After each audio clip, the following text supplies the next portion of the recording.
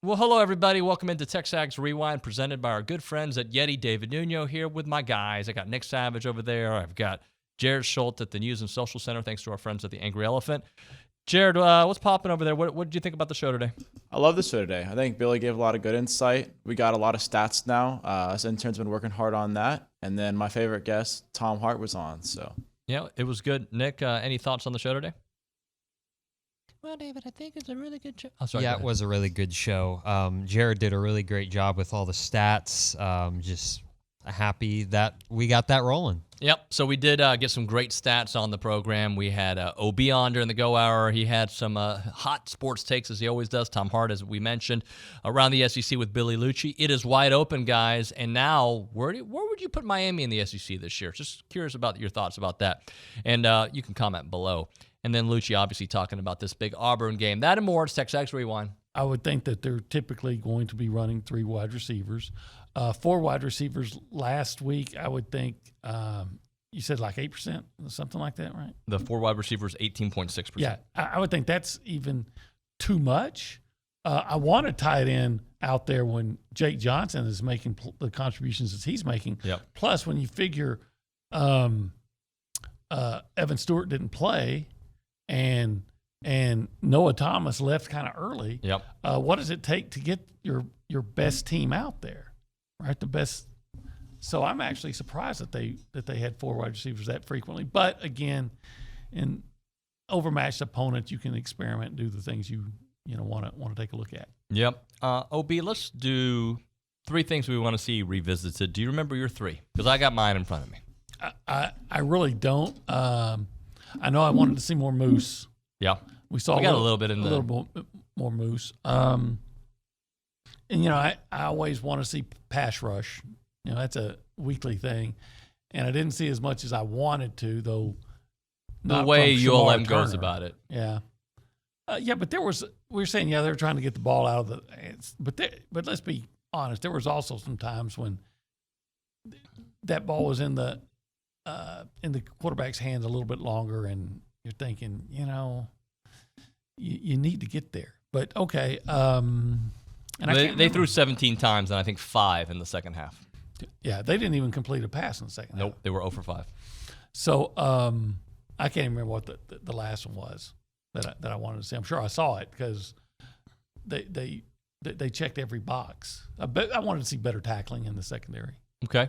Here are my 3 things, and you tell me how they did. An actual pass rush from the edge up the middle, blitz, different kinds. Give him a C. Shamar Turner every game shows up with a sack. Yeah. Watching Connor work, it's just poetry, man, for us, and it's been such a nice start to his run here at A&M. I was just looking up some numbers. Second in the country in quarterback rating at 92.8. He has a chance to become the first SEC player in the last 20 years with 300 passing yards, a passing touchdown, and a rushing touchdown in 3 straight games. That's pretty good. I mean, that's tough to beat. What's interesting to me is that there's still not a whole lot of miles underneath him, right? I mean, him and Haynes kind of shared it last year, and now an opportunity to grow into it, and it certainly feels like he hit his stride. Oddly enough, we had Georgia Tech this weekend. We had Georgia Tech at Ole Miss, and I was talking to Haynes King last week, and I told him, I said, man, just get this vibe from you that you're so much more comfortable where you are at Georgia Tech. And I said, and if that's accurate, I'm curious, like, what was it about A&M? I know that there's a great spotlight.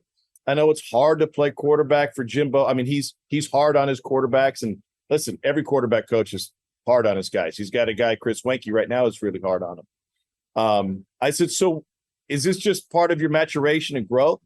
And it was interesting, man. He talked about how complicated Jimbo's offense can be, but he said, and I want to be clear, he wasn't throwing anybody under the bus. We're just kind of talking big picture.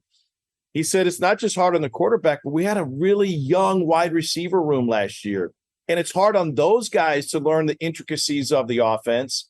He said, I really felt like the last half of the season, they were making fewer mistakes, and you could see their confidence build, because when you make mistakes in the offense, coaches jump on you.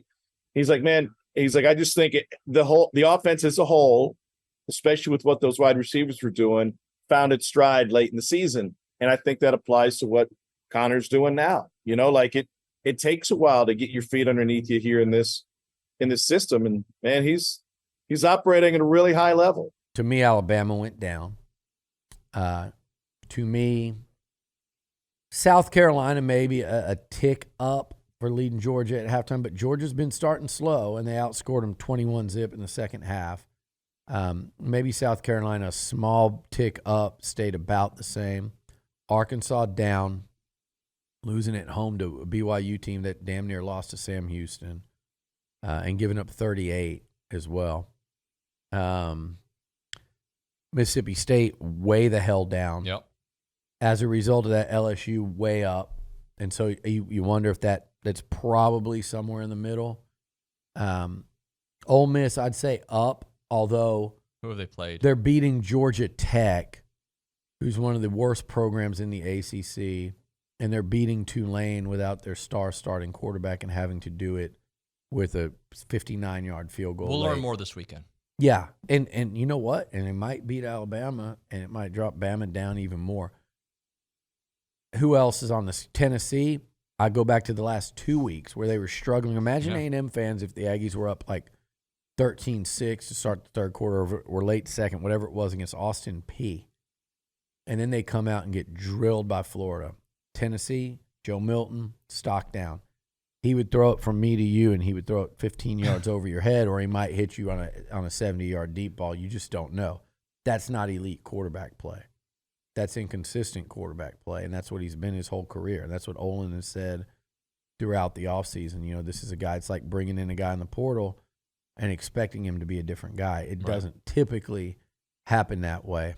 Auburn is a very interesting one to me because they haven't done a damn thing. They're 3-0. They've beaten two bad teams, and kind of like A&M, they've been fine. They've handled them. And they played a Cal team that is basically ready to quit football, and they went and beat them 14-10. I think this Auburn defense could be pretty good. I think offensively they're figuring out. Their quarterback got it going this week. We'll talk a lot more about him today and the rest of the week. But it's Hugh Freeze, and they, regardless of who they played, they haven't lost a game yet, so they're coming in confident, 3-0. They believe they're building on something. They believe in the coach. The coach is an outstanding play caller versus, you know, an A&M defense that has been shaky. This is a tough matchup. I don't think Auburn has done anything to impress so far. Put it that way. I don't think they've been impressive through 3 games, but they've won 3 games. They're one of those ones that's just kind of, you don't know when it's going to click for them and when they're going to come out and look pretty dangerous. And I have a feeling that's going to be this week, and I think A&M will have enough to hold them off. But it wouldn't surprise me to see Auburn come out and look like a much better team than they've looked while kind of cruising through 3 wins. But again, like I said, I think the Aggies win this one. We all know they have to. I think they will. All right, Jared, tell us what to do. Like, comment, subscribe, and turn that notification bell on so you don't miss any TexAgs radio content. You did that without a teleprompter. That was fantastic. Thank you, and we'll see you next time on TexAgs Rewind.